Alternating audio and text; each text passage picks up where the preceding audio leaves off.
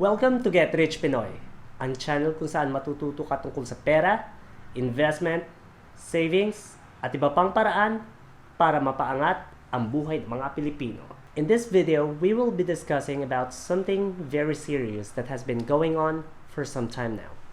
We are all becoming Chinese, whether you realize it or not. We will discuss why this is happening. And is this good or bad? For those who don't know me, my name is Ramon Pereira Jr. and I help businesses get better performance and better profit.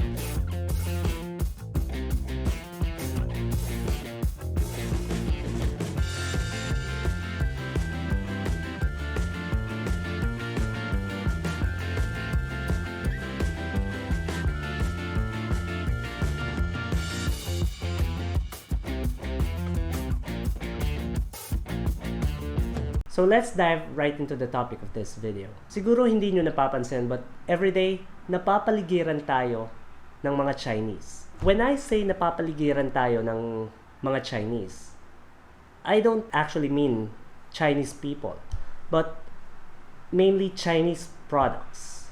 If you haven't noticed, the market is actually dominated by Chinese products.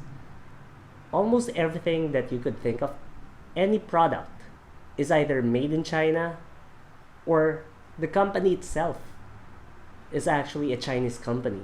And Chinese really have great global economic impact. My philosophy in life is getting the best value out of the money that you're paying. So unfortunately, that means mostly Chinese products. Kasi we need to face it. These Chinese products give the most value out of the amount that you're paying.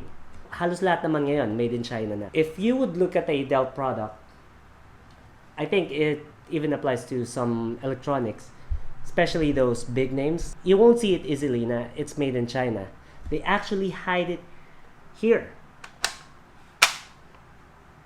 Dito, meron diyang napakaliit at napakalabong sulat which states that it is made in China because they are required by law, international law, na i-indicate yon. Pero syempre, they do it in such a way na hindi ganong halata. Kasi they have such a big name. Pero, they still have their products manufactured in China. That's the reality. I encourage all of you to check into your stuff and see kung saan ito gawa. I bet most of that is made in China. Ang tanong, why is it that most products came from China? Well, dyan papasok yung concept ng globalization. And with globalization comes global competition. Let's dive deeper into globalization and global competition. Sabi nga, competition is always good for the consumers. To discuss globalization, the easiest way I could think of, isipin nyo lang para yan yung competition ng isang online seller sa isa pang online seller na may same product. Or yung isang tindahan versus yung isang tindahan na nagbebenta ng same product sa isang lugar. Pero the difference here, we are talking on a global scale. Kasi with the advent of globalization, every country is now accessible for both suppliers and sellers, even consumers. For example, dito sa Philippines, we can buy products straight from China. Same thing goes for companies na imbis na i-manufacture nila yung product nila on their home country, they now have the option to have that product manufactured outside of their mother country. And this is done mainly because of cost efficiency. Especially if we are talking about China. Napakamuran ng production costs sa China. Now, that would bring us to the competitive advantage of China. Syempre, if we talk about competition, we need to talk about competitive advantage. Kasi that would be the main driving factor kung bakit ka pipiliin ng kliyente mo or ng customer mo. Or in this case, why Dell would choose to manufacture their products sa China. Tulad nga ng nabanggit ko kanina, China has a low production cost. This is mainly because of their lower labor cost. That is a result of their high population. Siyempre, mag-a-apply dito yung law of supply and demand in terms of job. Mas maraming tao ang naghahanap ng trabaho, mas naibababa ng kumpanya yung presyo or yung sweldo ng mga tao. Some of you might say, Chinese products are cheap and really unreliable. Chinese product madaling masira. That used to be true. Pero, if you would notice recently, their products are actually coping up in terms of quality and standards. Let's take the fountain pens that I'm using for example. A few years ago, Chinese fountain pens really suck, just like any other Chinese products. But nowadays, these Chinese fountain pens can actually compete in terms of quality and reliability, and they can do that at a much lower cost, even at 1/10 of the cost, or even lower in some cases. Kaya nga, most of big companies have their manufacturing sa China na. The question now, is it good or bad that Chinese products are dominating the global market?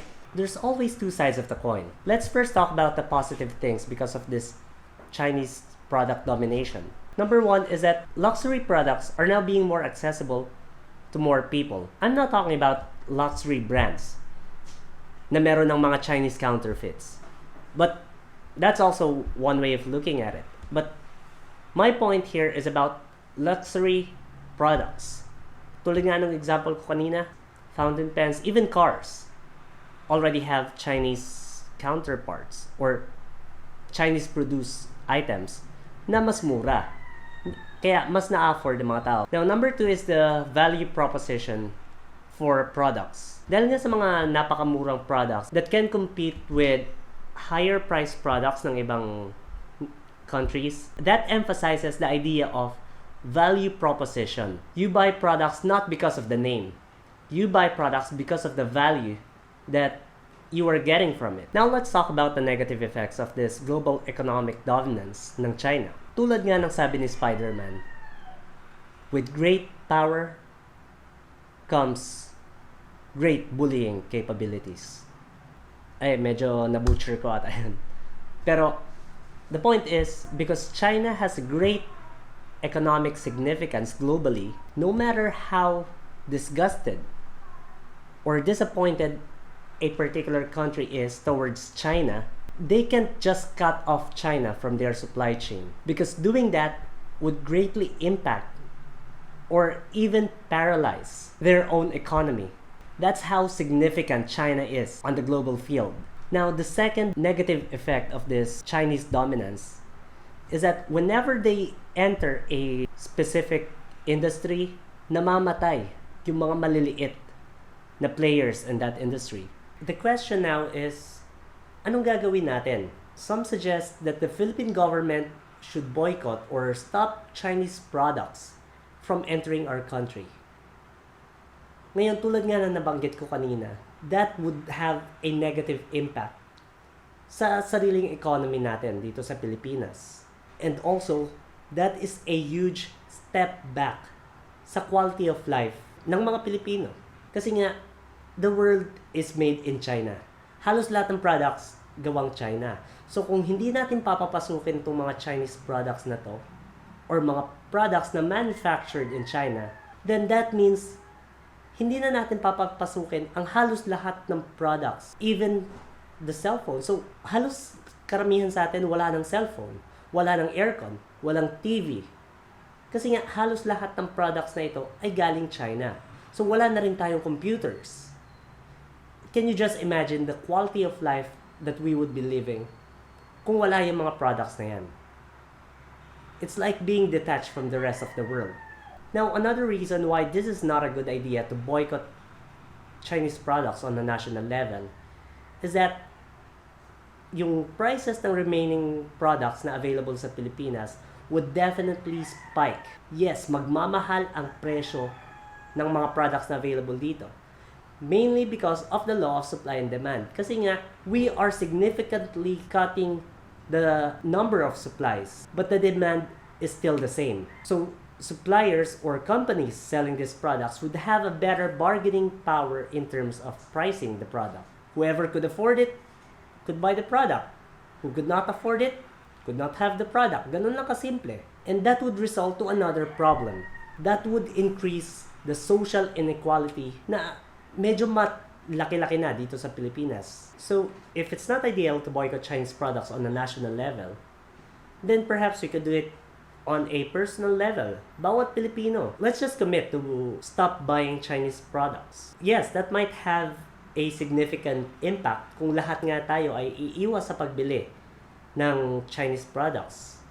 But again, that is very unlikely to happen kasi tulad nga ng sinabi ko kanina, this Chinese products poses a great value proposition. Another thing about this is a very passive approach to the problem. So, what would I recommend then? Bilang mga business owners or aspiring business owners and young professionals, we need to understand the essence of competition. And that's how we would tackle this problem. So for those who's already in the industry, we should try to stay relevant despite the competition. So paano natin yung gagawin? One thing that we could do is to streamline our operations. We have a great technology available to everyone nowadays. Why not take advantage of this technology that's available for us? Integrate technology into your business. That would definitely cut the cost of your operations, and that would keep your business afloat despite this very tight competition that we are facing with these Chinese products. Another thing that existing businesses could do is to revisit your value proposition. Yun nga, lagi ko sinasabi, how will the customer benefit from your product? Is it worth every single penny that they are paying? Lahat yun tignan natin. And if we don't have a very good value proposition, siguro it's the perfect time to improve on that aspect. Again, that would keep your business afloat and that would keep the economy of the Philippines thriving. Pero paano naman kung hindi mo talaga kaya makipag-compete head-on? Ginawa mo na lahat pero hindi mo talaga kaya makipagsabayan sa competition. Now, this is where you adjust your value proposition based on your competitive advantage. You don't always have to be the cheapest option available or the most inexpensive option. You could actually compete in terms of the value that your customer is getting from your product. Sabihin na natin na may ibang products na mas mura kumpara sa products mo. But if you could give more value and you can justify that price based on the value that you're giving to your customer, then your business could still have a good chance of surviving. So to wrap things up, here's my conclusion to this topic. Globalization is a good way of improving the quality of services and products that's available to most people. We are getting more value out of the money that we are paying, and the Chinese economic dominance is here to stay. We just need to face it. Now, for those who are affected by this problem, then you need to revisit your strategic management. Try to come up with a stronger core competence, better competitive advantage, and better value proposition for your product. That would save your business and the livelihood of your employees. In the end, globalization would still have a net gain for the quality of life of everyone. We should always keep in mind that the world is changing, and if we don't step forward, we are actually moving backward. At laging tandaan, hindi mo kasalanan pinanganak kang mahirap. Pinoy ka, magaling ka, may magagawa ka. Get rich, Pinoy!